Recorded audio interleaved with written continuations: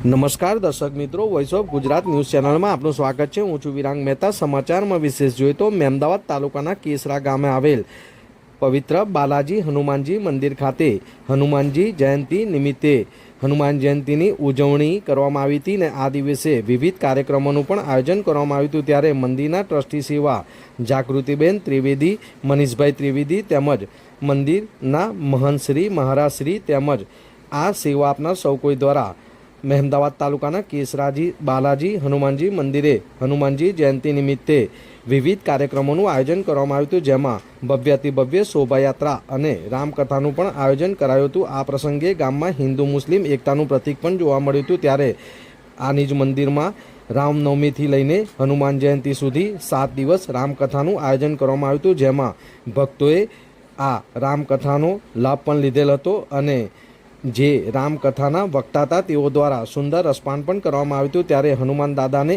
101 kilo બુંદીની cake પણ બનાવી ધરવામાં આવી હતી। જ્યારે આ પવિત્ર હનુમાન જયંતિના દિવસે રામયાગના હવન બાદ સાંજે 7 વાગે નિજ મંદિરથી કેસરા ગામ સુધી ભવ્યાતિ ભવ્ય શોભાયાત્રાનું આયોજન કરવામાં આવ્યું હતું। ત્યારે આ શોભાયાત્રાનું મુસ્લિમ સમાજના અગ્રણીઓ એવા કરીમભાઈ મલેક, રজ্જાકભાઈ તેમજ કેસરા ગામના સરપંચ શ્રી એવા મુન્નાભાઈ, મકસૂદભાઈ જેવા અનેક મુસ્લિમ અગ્રણીઓ દ્વારા મુસ્લિમ સમાજની જે કાર્યાલય આવેલો છે ત્યાં તેઓનું સ્વાગત અને સન્માન પણ કરવામાં આવ્યું હતું। ત્યારે નિજ મંદિરના મનીષભાઈ ત્રિવેદી દ્વારા પણ આ મુસ્લિમ બિરાદરોનું ગુલાબના ફૂલથી સ્વાગત તેમજ સન્માન કરવામાં આવ્યું હતું। આમ આ કેસરા ગામે હિન્દુ મુસ્લિમ એકતાનું પ્રતીક પણ જોવા મળ્યું હતું અને પવિત્ર હનુમાન જયંતિ નિમિત્તે ભવ્યાતિ ભવ્ય કાર્યક્રમોનું આયોજન કરવામાં આવ્યું હતું। આપ દ્રશ્યમાં જોઈ શકો છો એમ મોટી સંખ્યાની અંદર આ ભવ્યાતિ ભવ્ય શોભાયાત્રાની અંદર લોકો જોડાયા હતા।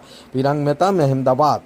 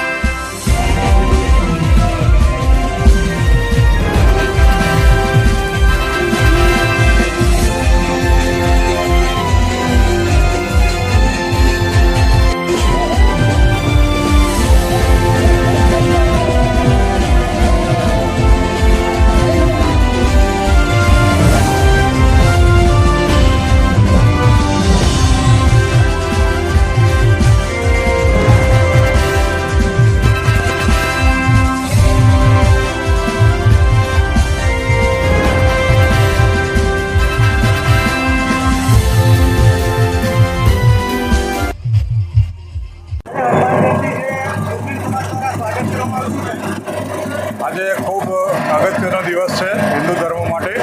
હનુમાન જયંતિ છે। અમારા મનીષભાઈ અને એમની ટીમ કાયમ માટે અમારા મધ્ય ગુજરાત મુસ્લિમ સેવા સમાજના કાર્યાલય આવે છે। અમે કેસરાના મુસ્લિમો અને મહેમદાવાદના મુસ્લિમો અમે મધ્ય ગુજરાત મુસ્લિમ સેવા સમાજ તરફથી એમનું સન્માન કરીએ છીએ, સ્વાગત કરીએ છીએ। અમને ખૂબ આનંદ થાય છે કે જ્યારે હિન્દુ મુસ્લિમની એકતા દેખાય અને બધા ભાઈચારાથી અહીં બધા એકઠા થાય, ભેગા થાય, અમને બહુ આનંદ છે આ વાત।